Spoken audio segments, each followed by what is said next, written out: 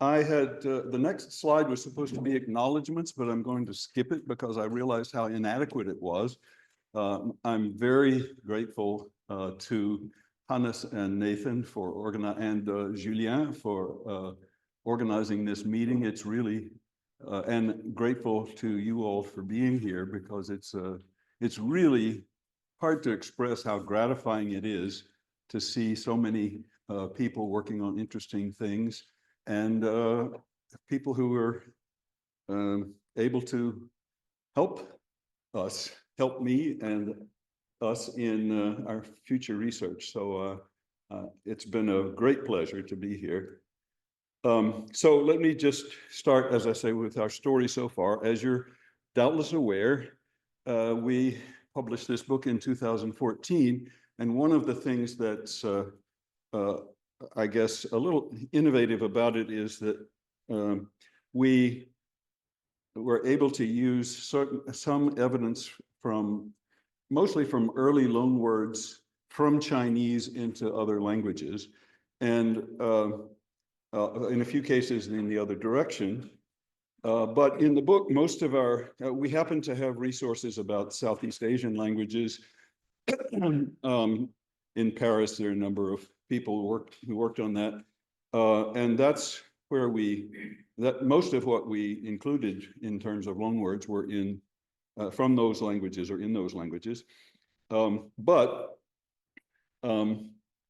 there were obviously important cultural contacts to the west and north, probably maybe even much more intimate for all I know. And our expertise, and I'll only speak for myself, but my expertise in this area is very limited. We have, I think, the hypothesis of the final R coda for Old Chinese has been very productive, and it allows us to identify. So I've listed a few words that we included in the book. I won't spend time on them now. But so now I'm especially working on trying to look at names and loanwords from, well, Iranian, Indic, Tocharian, Xiongnu, and I hasten to add that I don't mean to say that Xiongnu, there was a Xiongnu language, but there are words which are marked as, there are words for things that the Xiongnu had, and there are also words that are probably from some language that the Xiongnu used. But I quickly realized how vast the material on this area is. And so obviously I'm going to have to collaborate with people who know much more about this. And I've only got some very preliminary results to show you. I've been saying, I think it would even be an exaggeration to call it a progress report, because in the very early stages, there's several 500 to 700 page books that I think are probably essential for me to read if I live that long. And I've gotten a lot of help already from some of you here. So don't expect too much. First, let me talk about words for chariot or vehicle. Now, Laurent spoke about this at a meeting in Rome. So this is work done together with him. Well, actually, everything in here is been discussed with Laurent probably, but he shouldn't be held responsible for any mistakes because he hasn't had a chance to look it over. There's an additional word, lu, which of course normally means road in Chinese, but it is also a word for a kind of chariot, as I'll show you. And that's a very interesting case. So, as many of you know, there are two main pronunciations for this character. There's ch and there's ju.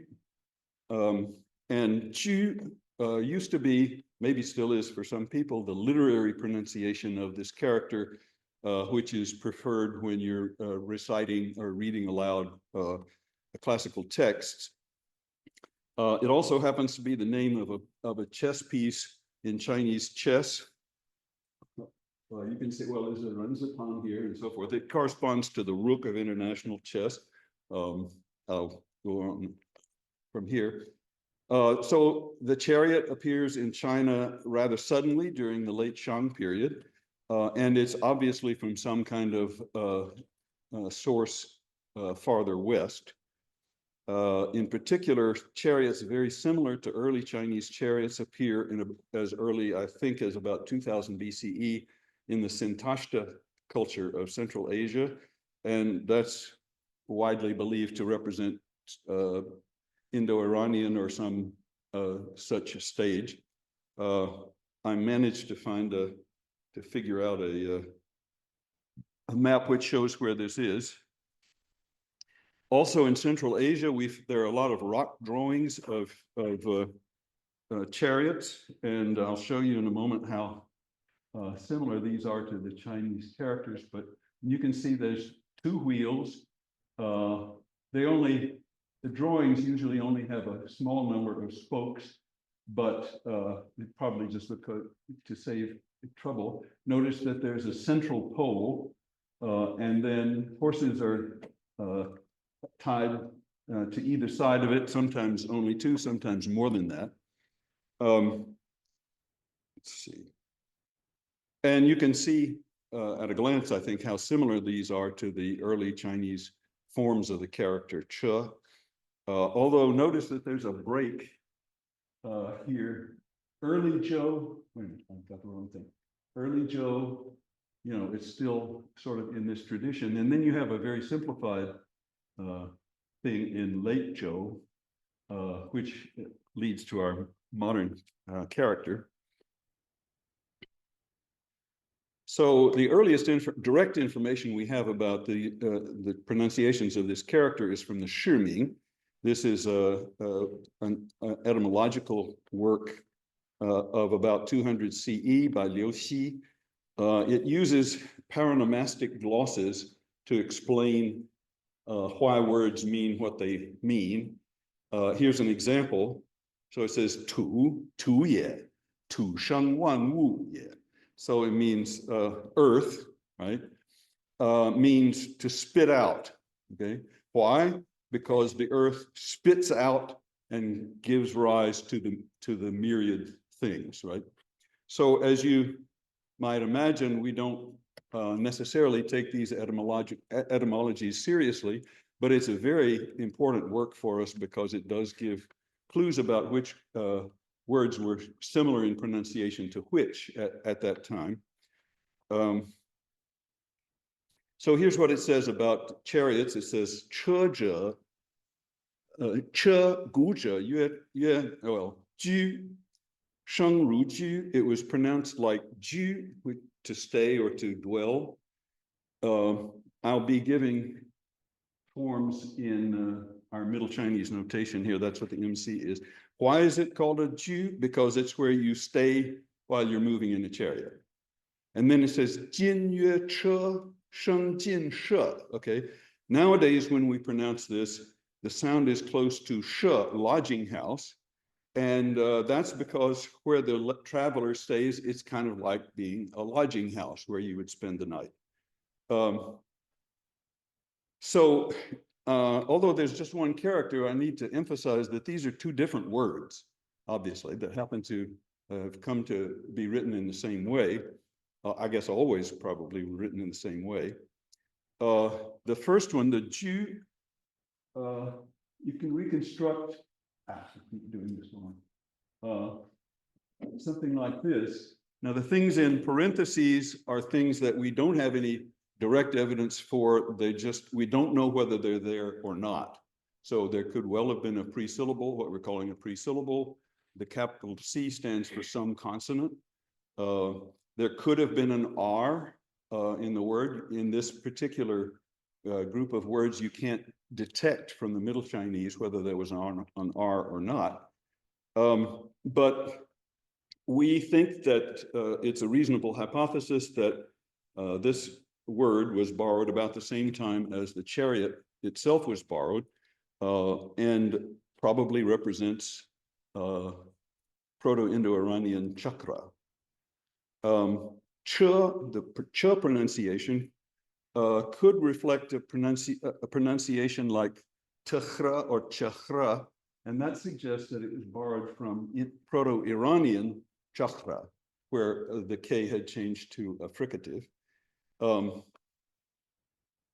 These reconstructions, I mean, they're not really Old Chinese in the sense that our book was about. So these are earlier pronunciations, but of course, it can't be an Old Chinese. Well, I guess it could be an Old Chinese word, but in many cases, the pronunciations I'm showing you are probably from a late stage of Old Chinese, especially with ch. We don't know for sure whether to take it seriously that what the Shuming says about ch being the more recent word, but I think it's a reasonable hypothesis. For one thing, we have texts in which the ju, Pre-Chin texts where the character for ju, to stay, is used to write the word for chariot, and as a loan word. So that is a clue that might be that might be true. But the question I'd like to ask is, why did the Chinese borrow a second term for wheel or chariot? And as I said, we think that ch is borrowed from Iranian, and this could reasonably be interpreted as representing an innovation of some kind in the material culture of chariots and transportation. And in fact, many of you may know a lot more about this than I do, but there was a shift, I'm saying about 400 BCE, maybe plus or minus 100 years, I don't even know, from the single pole chariot, which is represented in the Shang character and in the cave paintings, to chariots with two parallel shafts that extend from each side of the chariot box. So Needham says, at some time about the Warring States period, the Chinese abandoned the central pole in favor of two parallel outside bars. And here's a reconstruction of a chariot from Sintashka. And you can see it has a central pole, and then there's this crossbar here. The horses were somehow attached here. That's a very complicated business about exactly how those bridles and so forth work. And there's a horizontal bar here that you can lean on if you're driving it and so forth. So I show you again the paleographic forms for ch, and you can see that it's very similar to that. So the single pole in Chinese sources is called a zhou, which you can reconstruct as Old Chinese. Well, again, I'm not sure how old the word actually is, so it may not be an early stage of Old Chinese, but you can reconstruct it as TRU. If that jumps out at anybody as a word that's from one of your languages, please let me know. But so these chariots were mostly war chariots or hunting chariots, as I understand, and they were also a kind of symbol of elite status. Again, my impression is that these were not especially easy to construct or to drive. And again, I'm not sure exactly where I picked this up, but when the Chinese borrowed the chariots, they also borrowed some of the people, that is the technicians who knew how to build them or repair them or drive them and things like that, who were probably non-Chinese Central Asians of some kind.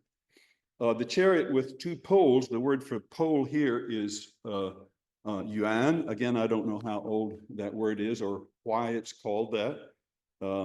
But one advantage of the two-pole chariot is you don't need two horses. You can put a single horse between the bars, and it may have been easier to construct and to drive. Also, I don't think this is on any slide, but the importance of chariots in warfare began to diminish about, well, in the late 5th century, I think, is when there were Chinese rulers who adopted the horse riding practices and archery of the Xiongnu, is where it's usually assumed to come from, because the Xiongnu were, and possibly other groups, were giving the Chinese a hard time.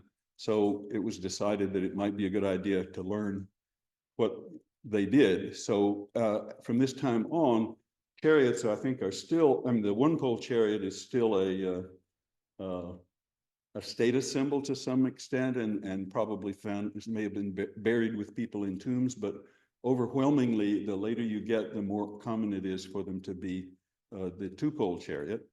And the two-pole chariot was not just used for warfare, it was used for general transportation of people. So on the, we have these Xuan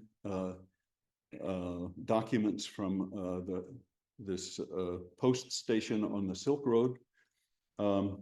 And they have a lot of stuff in them about chariots, and there's, you know, lists where it'll say so many broken chariots came in, we had to throw one of them out, but we could repair 4 of them, and things like that.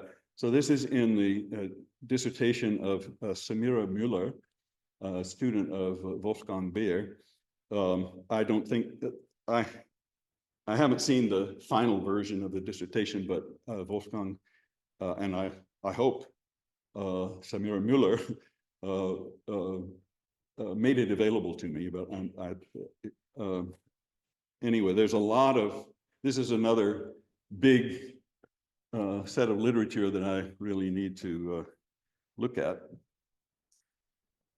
So let me, as an example of the newer kind of chariot, there are images from the Yinan tomb complex. This is quite later in Eastern Han, but it's a huge site in what's now Shandong, I guess. So this is a scene over the entrance to the tomb. The tomb complex is huge and very complicated, but you can see here that there's one horse, and here's the pole on this side, and you can see that there's also this kind of however they attach the horse. It's characteristic of the chariots from Sintashta and from Central Asia and the early Chinese chariots that they have a large number of spokes in the wheels. That's unlike the chariots that were in use in Mesopotamia and farther west. They weren't always, you know, in pictorial representations, they wouldn't put all of the spokes in necessarily, but there would be as many as 20 or 30 spokes in a wheel. Let's see. So this is another drawing. This is a photograph from another scene in the Yinan tomb complex. And again, you can see the pole here on this side, and I guess there's one on the other side. There's a driver and a passenger. And again, you only have, what is it, 8 spokes, but I think that's just to save trouble for the artist. This is a drawing by, I mean, this is representation from Needham with names for all of these things. So there, here's the yuan is the pole, and then there are all of these, sorry, this is the yuan. And there's all of this elaborate chariot terminology, and some of them probably have perfectly good Chinese etymologies, but there could well be some loan words among the chariot, in the chariot terminology, but it could be from any of half a dozen different language families, so it's not easy to track down. Let's see. And I found this is I really like this. This is a gold model of a chariot from the so-called Oxus treasure. The thing is about 20 centimeters long. It's a model. And the place where it was found is a place near, supposed to be near Takhti Kuwad. It was found in the late 19th century. It's now in the British Museum. And actually in 2010, there's an article from the technical bulletin of the British Museum where they took X-rays of this thing and they did metallurgical analysis and everything to try to find out as much as they could about the way the model was made and how many pieces of gold and so forth they had. And here too, you have a driver and a passenger. Now they only have 8 spokes, but I think these little dots on the outside would represent where the spokes were supposed to be attached. So they're, again, the small number of spokes is probably just for the convenience of whoever was trying to, whoever made the model. And this is right, well, let me see, I think I have a map here. Yeah, so this is where the place was, where it was found. I guess in what they call Bactria. So then this, I think, reinforces the idea that there was an innovation in chariot building and culture and wheeled transportation, that it was probably borrowed. I mean, the Chinese were exposed to it by contact with Iranian speakers, not necessarily direct. I mean, so there could be any number of intermediate languages that participated in the borrowing project.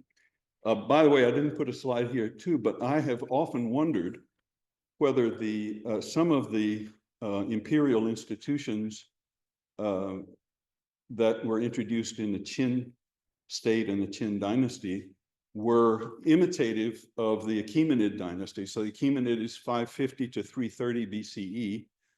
That's overlaps at least with the time where the new chariot type of chariot appears. And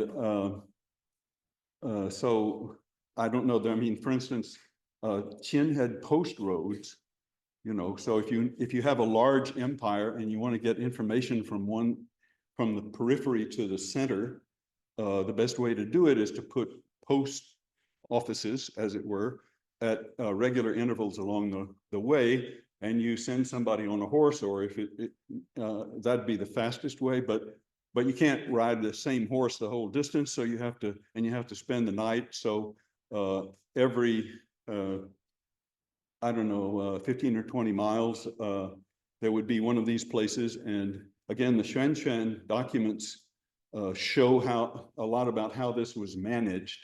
You know, if somebody comes in with a vehicle, they show you something that shows that they're entitled to be serviced at this post station. And I'm pretty sure it's Herodotus who talks about the post roads of the Achaemenid Empire. And maybe this is all, you know, common knowledge to some of you, but I have often wondered about cultural connections between Qin and the Achaemenid, the old Persian Empire. So here's this other chariot word. I'm not really paying attention to my time, but anyway, I'll just go forward. I'm okay? Okay, so this is this other word, lu. Well, if you're going back in time, there would have been a time where this would be pronounced rah, still earlier time where it would be ras. And the Shiming, after the passage that I quoted about che and ju, it says, 天之所成曰路，路亦车也，谓之路者，言行于道路也. Okay, so what the Son of Heaven rides is called a lu. Okay? And lu also means chariot. The reason it's called a lu is because it goes on the road. Okay.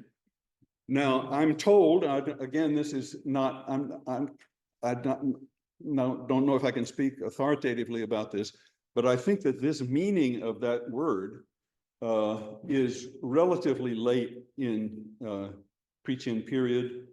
It appears in the Zhou and in various other texts, but they're certainly the last half of the first millennium, as I understand it. But that's a kind of philological question that I haven't gone very deeply into. So at first, I didn't take this etymology too seriously, as is commonly, I mean, in many cases in the Shiming, it would be a mistake to do so. It goes on to say, well, on different kinds of chariots decorated in different ways. So there's a gold chariot, or it should be bronze chariot, I guess, and a jade chariot, and an ivory chariot, and a leather chariot, and a wooden chariot, sort of in descending order of prestige. And by golly, so in Sanskrit has a word ratha, in Gandhari, which is, of course, right there close to the Silk Road. There's this word rasa, which means chariot. And in Sanskrit, there's Raja Ratha, and in Gandhari, that's Raya Rasa. I don't know. There's some debate, I think, about what the underline means under the S, and it doesn't always appear there. So royal chariot is like that. And let's see, where did I? Oh yeah, I got this from Lubotsky.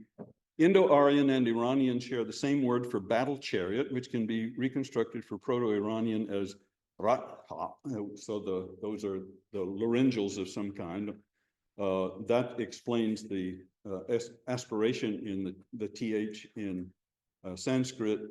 In Khotanese, this would be Khotanese saka.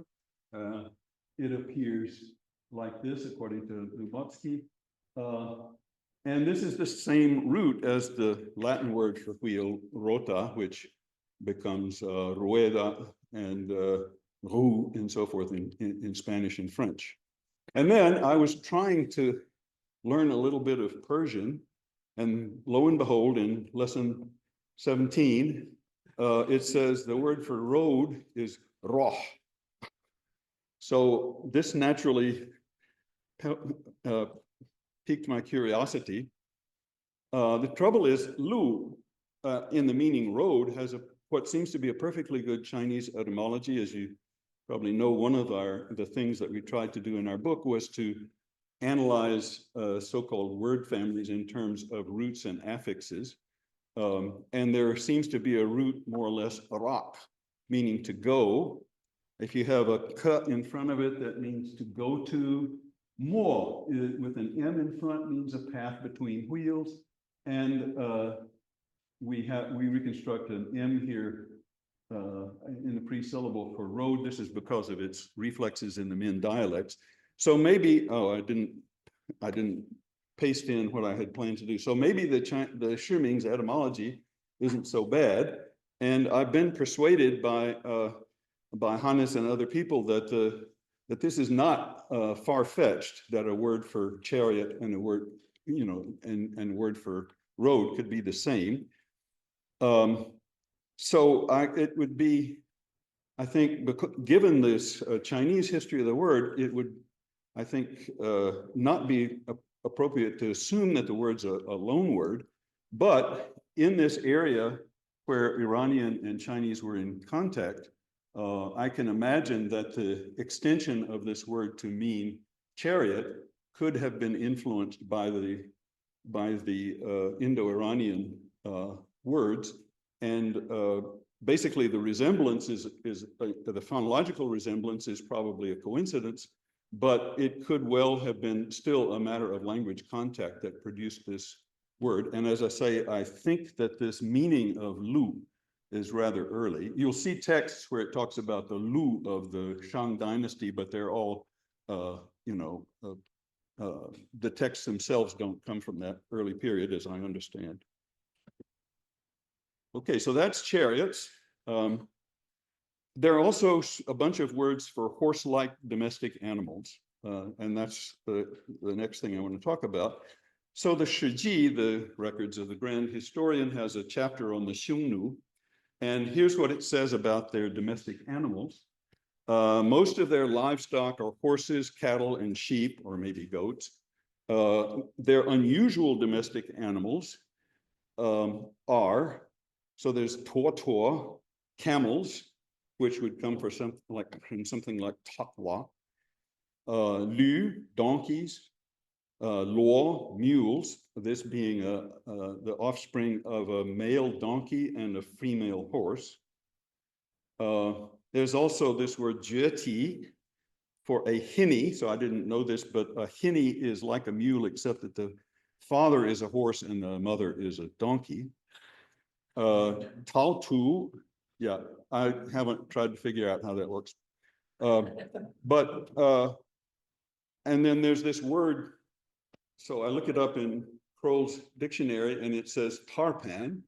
And I don't know what a tarpan was. I had to look that up. But it's apparently a wild, usually interpreted as a wild Eurasian horse. And somebody figured out how to say it in Latin, I guess. Equus ferus ferus. The species itself seems to be extinct. And then there's this word dianxi, maybe some kind of horse, maybe a wild horse, maybe a domestic animal that's like a horse, maybe a domesticated tarpan, I don't know. So first, there's a paper by Miller and Abedi, two papers actually about donkeys.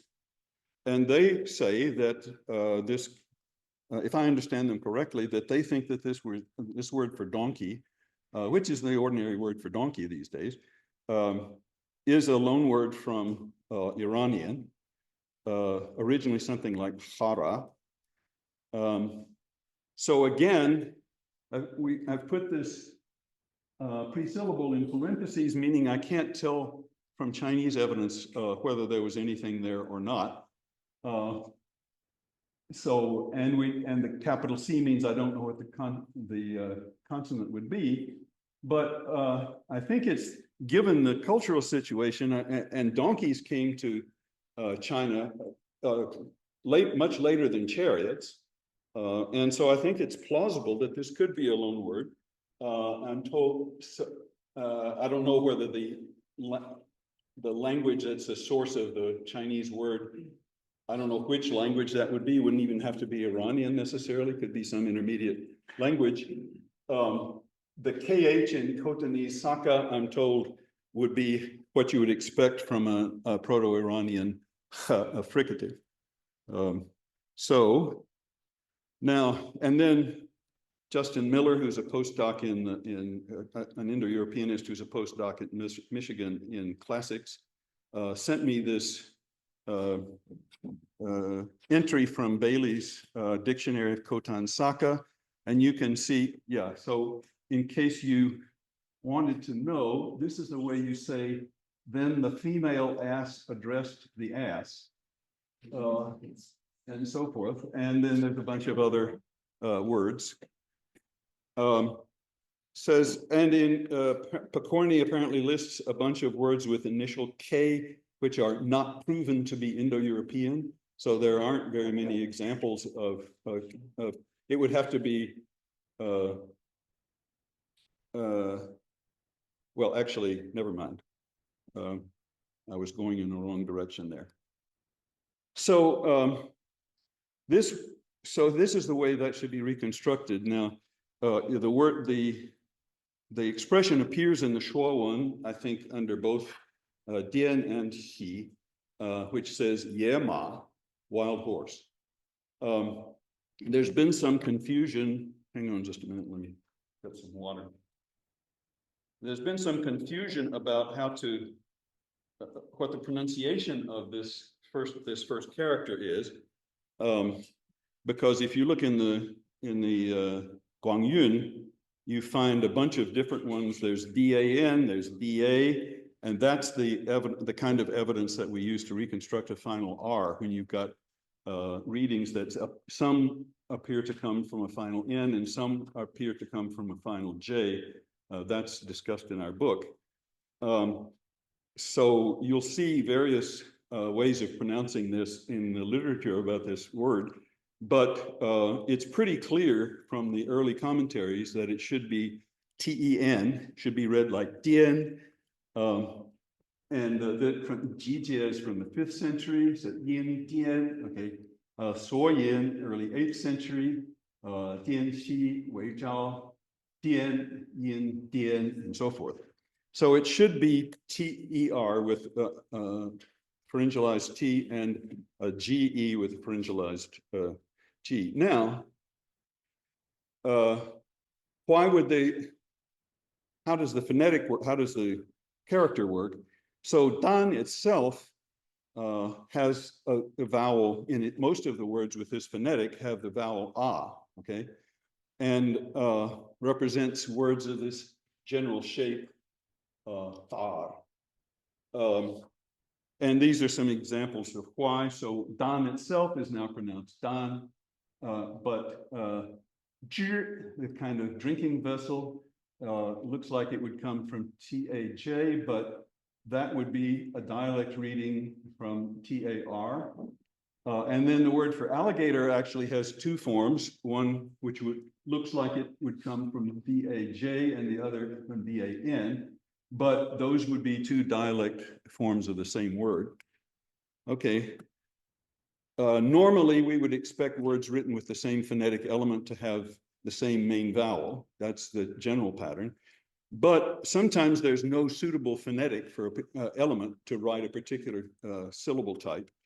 So I assume that what happened is that the Dan indicates that the initial was some kind of T, and also that the coda was an R, but there was no specific phonetic appropriate to write TER, and so this is the best they could do.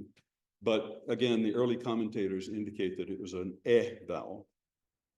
Okay, then in reading Müller and Abedi, it says, Jiaorong apparently has a word terge meaning mule or donkey.